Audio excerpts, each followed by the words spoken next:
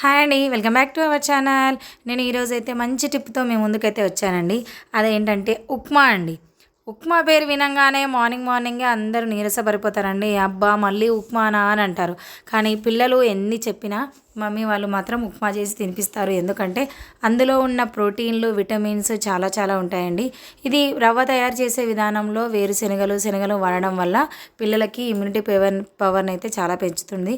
And గుండె, మూత్రపిండ వ్యాధులు, ఎముకల బలానికి అయితే తోడ్పడుతుంది. అండ్ ఇందులో సోడియం కూడా తక్కువ ఉండడం వల్ల బీపీ పేషెంట్స్ కూడా ఏం ప్రాబ్లం అయితే ఉండదండి. సో ఉప్మానైతే ఈజీగా తినొచ్చు మనము.